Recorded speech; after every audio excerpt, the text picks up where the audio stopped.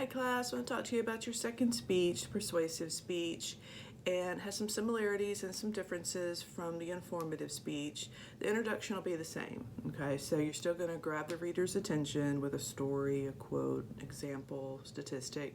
Then you're going to just tell us what you want to persuade us. Are you persuading us to buy something? Are you persuading us to better ourselves? Are you persuading us to give to a charitable cause with our time or money? Those are your three choices. This is going to be a direct action persuasive speech. I'll get into that in a second.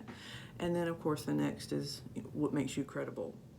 Okay, did you do research? Is this a cooler that you've been using all your life? And give us the reasons why Yeti is the best cooler. And then you're going to preview the main points in the body. Okay, now direct action persuasive speech is very different than a policy speech, okay? We're not doing any policy speeches. And the other communication instructors and I have decided this, so no matter who you take, what communication class, there will be no policy speeches.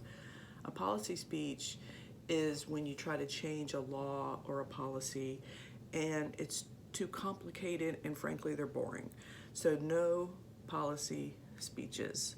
Okay, we're going to do direct action, and the directions are in the middle. They're lengthy. Please read them. I'll go over them with you, but I do want you to read the directions. So you're going to get your audience to take a specific direct action. Okay, so for example, do you want us to buy a Yeti cooler? Okay, so you can get us to buy something, and that is the example on here for if you're doing a sales or service speech. And so the three body points would be: keeps your food cold longer, built to last a lifetime, it's light, easy to carry. Okay, so those would be your supporting arguments, the facts that back up your main argument. And the second would be personal improvement speech. So that would be, you should try a yoga class, would be an example of that. And the 3 points listed on Moodle are: it will improve strength, flexibility, improve your cardiovascular health, and it will improve mental well-being. So that would be an example of that. And then the third example would be if you want to give a charitable giving. And the example that we have, let's see, we could do Special Olympics. I actually have a speech on Moodle for donating your time to Special Olympics. And the example on the directions is giving to the World Wildlife Fund, because it can protect, help the habitat endangered snow leopards, can help reduce plastic pollution in the world's oceans, can help educate generations of young people about wildlife conservation. So those are the 3 types of direct action persuasive speeches that you can give. And another difference that's going to be in the persuasive speech is you will need 3 sources.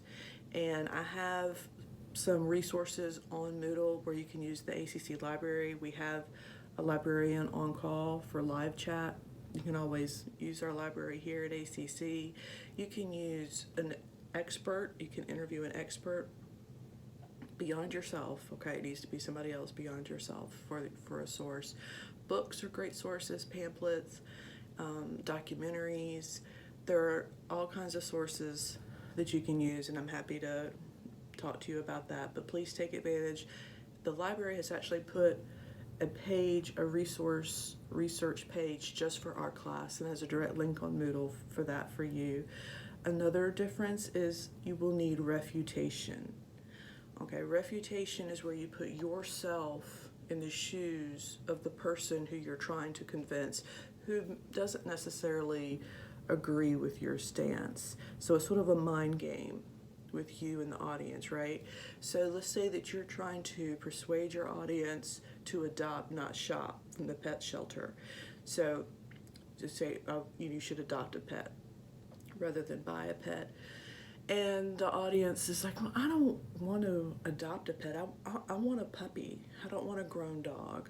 So you have to put yourself in the shoes of that argument and expect that argument from your audience, and go ahead and have the refutation in your speech ready, and argue that point and say, well, I understand that some people may want to adopt a puppy and don't want a grown dog, and the shelter has puppies. So see how you've already refuted their argument within your speech, so then they're prepared to listen to the rest of your speech. So you think about what's another argument they may have. They may say, well, I don't want to adopt a dog from the shelter because it could have behavior problems. You don't know what you're getting. Okay, well, you need to have done your research, and you say, I understand. You have to respectfully acknowledge the argument first, or you're not going to win the argument. And I understand that some people may be worried about adopting a pet from the shelter because they don't know what they're going to get. And they think they may get a dog with behavior problems. And then you refute it.